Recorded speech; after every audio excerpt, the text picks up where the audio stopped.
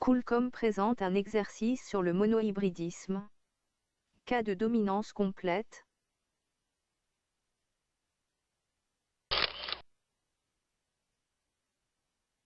Pour étudier le mode de transmission de la taille des ailes chez la drosophile, on réalise un croisement entre des drosophiles à ailes longues et des drosophiles à ailes vestigiales.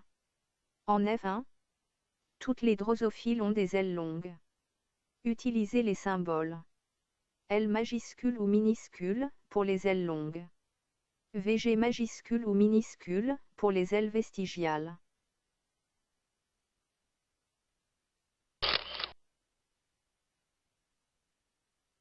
Quelle conclusion peut-on tirer de ce croisement?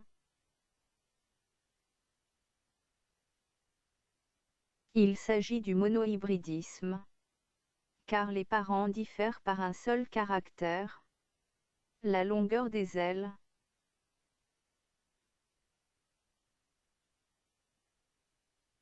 La génération F1 est uniforme, c'est-à-dire identique, autrement dit homogène.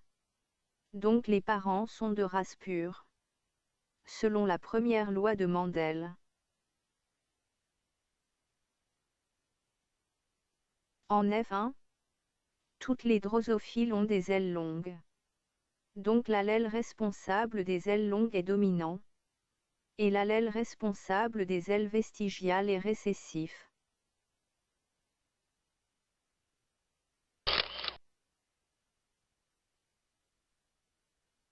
La question 2. Déterminer le génotype des individus F1. On réalise un croisement entre des drosophiles à ailes longues et des drosophiles à ailes vestigiales. En F1, toutes les drosophiles ont des ailes longues.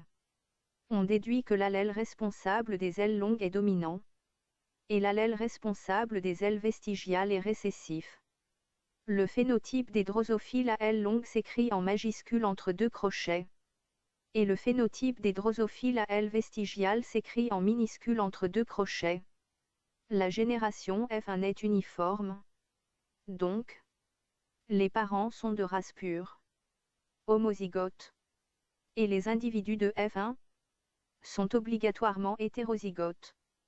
Donc le génotype des individus F1 contient deux allèles différents, L et VG.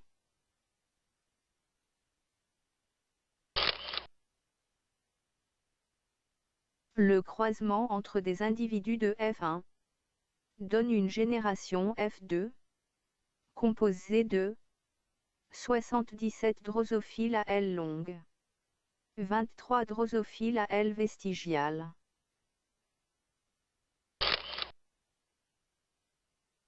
La question 3. Donner une interprétation chromosomique du deuxième croisement.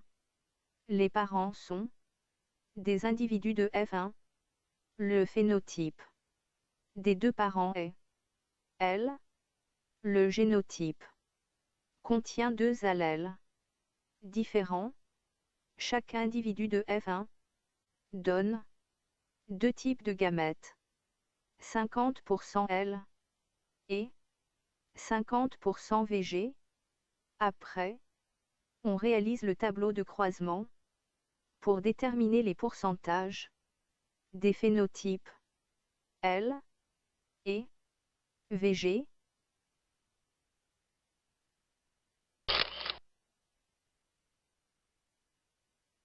D'après le tableau de croisement, les proportions des génotypes sont 3/4 L et 1/4 VG. Donc les résultats expérimentaux sont conformes aux résultats théoriques.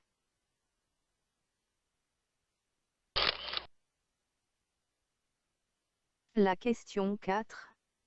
En se basant sur vos connaissances, proposez un croisement pour déterminer le génotype des drosophiles à ailes longues de la génération F2.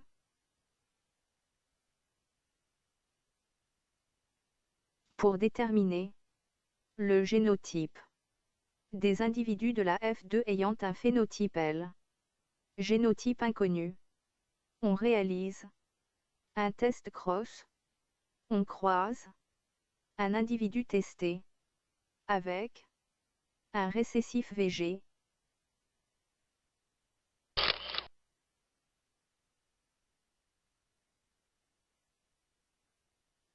Deux cas se présentent si on réalise un test cross.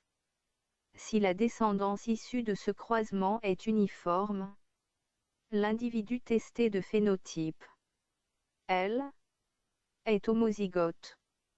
Dans ce cas, son génotype et comporte deux allèles identiques.